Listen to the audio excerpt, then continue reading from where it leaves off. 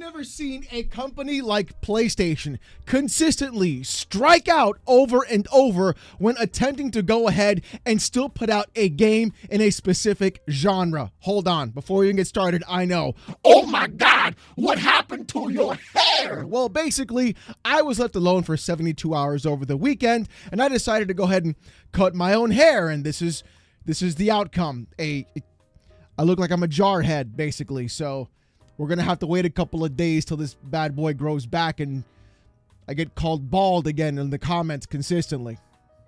Thanks. So what is actually going on? Well, there's been so much drama with PlayStation and adding live service games that it consistently comes across as an absolute abject failure for this company. The fact that we've had Concord get shut down within 2 weeks of its actual launch after spending hundreds of millions of dollars for that studio and that game. The fact that Bungie was purchased for $3.9 billion, and Jim Ryan himself said that Bungie would give back more value than ABK would with Microsoft. And things being 2020 in hindsight, I don't know what Jim Ryan was putting in the pipe, if you know what I'm saying. Because for some reason, after Bungie was acquired by PlayStation, they were going around and telling other dev studios what would and wouldn't work, when even though in their own game, Destiny 2, you couldn't even actually play the content that you bought because they would cut it out of the actual game. The entire process of what Bungie used to be is completely flown out the window. Jim Ryan's insane snap reaction of buying this studio really has been the worst. Turning around and watching Bungie fire even thousands of employees to try and stave away PlayStation from taking them over whole completely. And then to make matters worse, you have so many other examples of just live service games going wrong for PlayStation. Destruction All-Stars being one, canceling The Last of Us Factions, which would have been the easiest W for this company altogether, right hands down, especially with the show being out. And to make matters even worse, now we had Jade Raymond leaving the studio that PlayStation literally created for her to make Fair Games, and that game is not doing well at all. Check this out. Fair Games from PlayStation, Haven Games, apparently doesn't feel good to play, and it's super clunky in its current guise. According to PlayStation podcast Sacred Symbols, the game recently had a pre-alpha under codename Project Hearts, but the feedback has not been good. The game is described as a battle royale crossed with extraction shooter with elements of both Fortnite and The Division present. Haven Studios' Jade Raymond recently left the studio after 4 years. Bloomberg's Jason Schreier reported similar poor Fair Games consensus. PlayStation has been making bad bet after bad bet after bad bet consistently about live service games and their platform and what they really want to push forward with what people actually want to buy PlayStations for. And going over this and watching them just literally burn money over and over again is really going to provide a massive detriment to that company and brand altogether. Seeing this company completely fall apart from its former self of what I grew up with PlayStation 1 and PS2 is really astonishing to me. How consistently a game as simple as Fair Games could have been, when all they had to do was copy Payday and just fix that, because even the devs of Payday couldn't do Payday right either. It's the easiest thing to do. A PvE extraction shooter would have been ideal as a co-op kind of game. Ta-da! And then you put PvP elements in there as well, as the other team gets to be just, the cops, and then you get to just replay Heat, which would have been awesome in the first place. But apparently Jade Raymond couldn't even do that because the entire trailer for that game has one of the most insane like-to-dislike ratios I've honestly ever seen. The gaming industry is completely cooked, and watching PlayStation go around and literally just seppuku itself consistently while trying to follow this trend really goes to show that this company has no clue what they're doing at all. In my honest guesstimation, everybody working at PlayStation right now is literally standing on the shoulders of giants and all over them like a couple of pigeons, simply because they don't want to do what worked in the past and they feel that they know better. Even though when you can look back at the PS1 and PS2 library, you can clearly see so many games being ready to be remade and remastered and re-released for the modern era. Legend of Dragoon, anybody?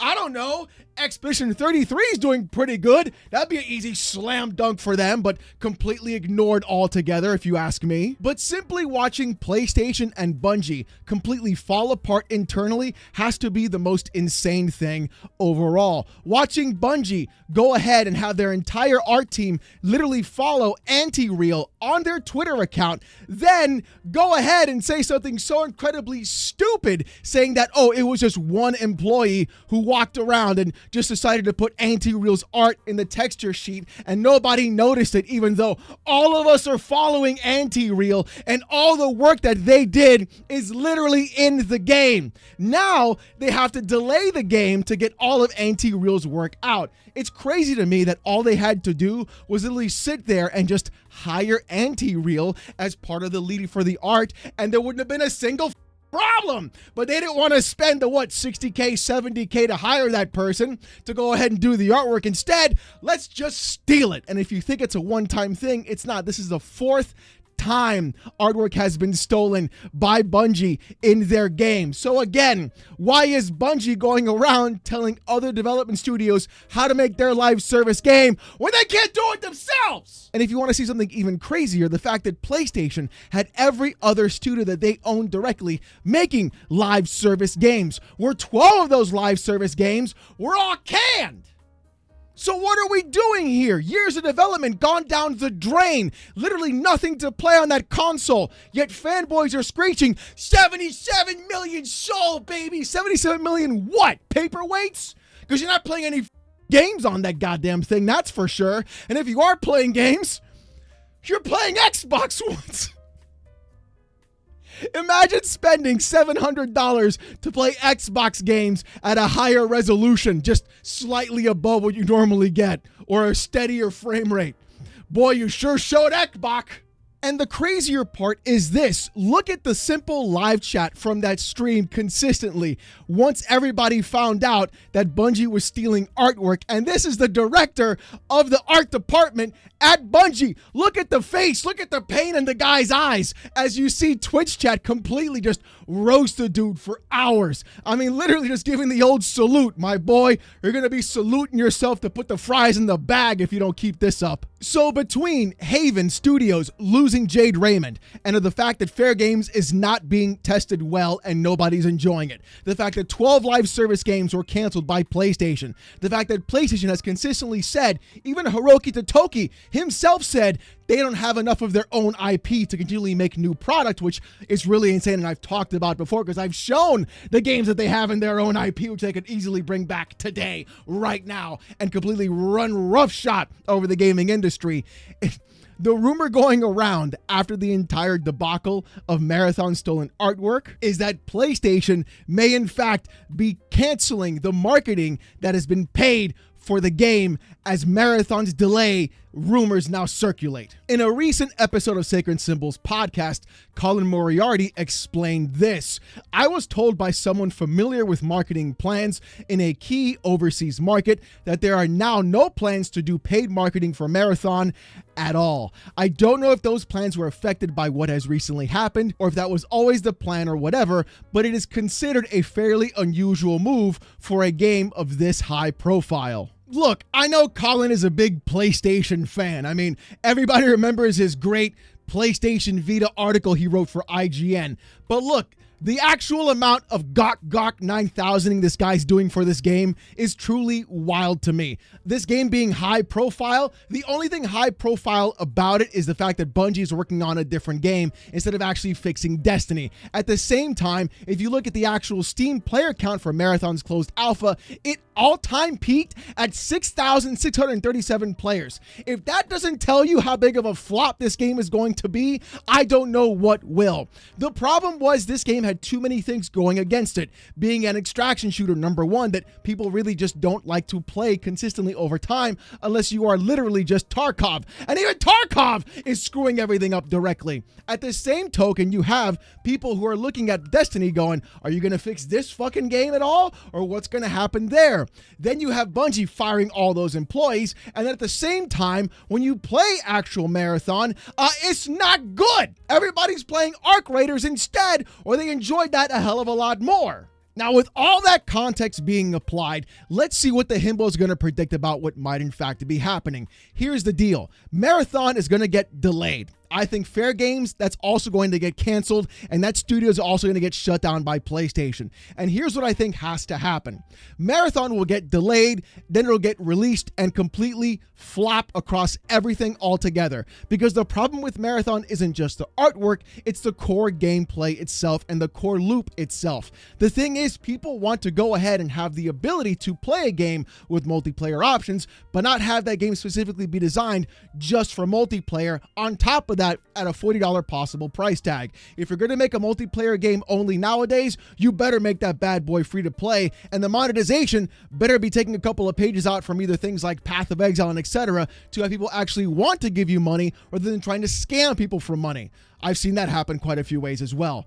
But here's the deal. They're going to release the game, it'll be delayed, and when it comes out, it's going to flop directly. PlayStation will notice that the game flopped consistently, and what they're going to do is finally go through and absorb Bungie directly into PlayStation. This is not going to be a good thing overall for anybody. Basically, Bungie sold PlayStation a complete bill of goods. Jim Ryan had a snap decision of buying that company because he wanted to show the shareholders, hey, look, we're buying stuff too. We're also awesome. Yeah, it's going to be great. We got good stuff cooking in the kitchen. And when Bungie goes through and gets completely absorbed, everybody in that studio is going to get shit fired and canned. The entire legacy of what Bungie was bringing to the gaming industry is going to be gone. Add them to the entire pile of corpses that EA has also done with other dev studios as well.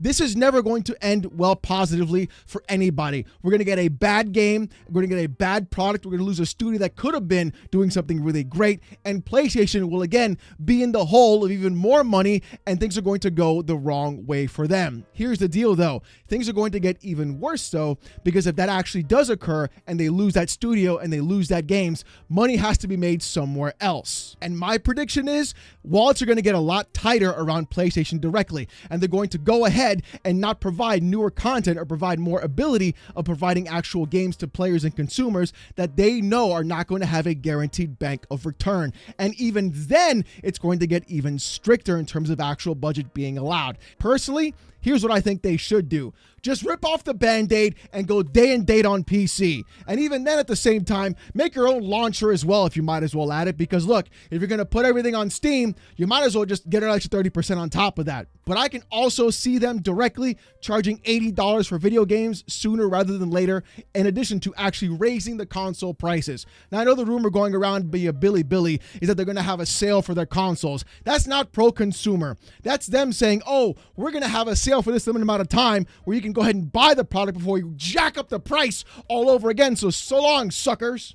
Jim Ryan was absolutely 100% the PlayStation version of Don Matrick, literally throwing a stake through the heart of this company completely. I always knew once the PS3 era came around, PlayStation that I knew and loved from the past is completely gone, where they focused on proper games, where they went ahead and they were like, the PS1, that baby's $299. Suck it.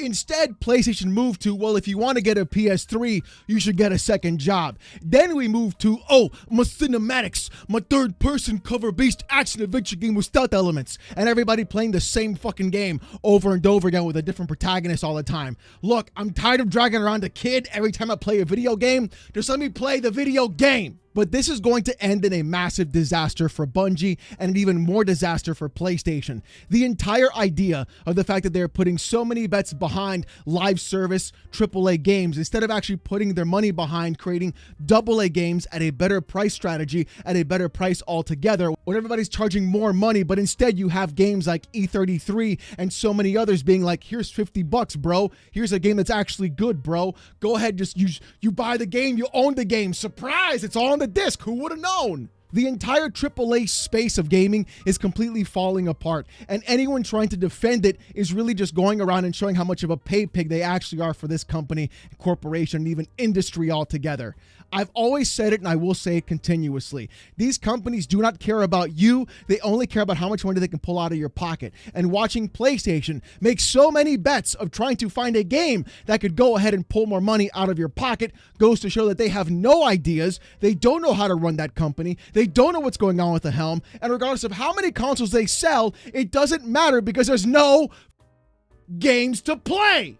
You know what? I'll tell you this. Thank God for Phil Spencer being a nice guy and giving you guys something to play, because if you didn't, shit, you guys would have nothing but paperweights and dust collectors consistently. Now you guys can brag about we playing Xbox games. Yeah, you're finally playing a video game. Surprise. Who would have known that's why you bought a fucking console for? But this is going to get worse before it honestly gets better. And watching this entire thing unfold into a giant ball of fire is going to be more spectacular than the fall of the Hindenburg. Because clearly, this is going to be something that's going to be consistently coming back. And we're going to be seeing this happen over and over again. And PlayStation needs to get their shit together, because if they don't, they're going to fall into the same trap they've always fell into. Where they go through, they have a great console, then they turn around, they get nothing but hubris, and then they fall apart altogether right back to the bottom. But it turns out every company's now doing this specifically, wanting to charge you more money, trying to get more live service games, and so on and so forth. I truly cannot wait for the AAA gaming industry to actually crash and burn again, so we can finally have a good slew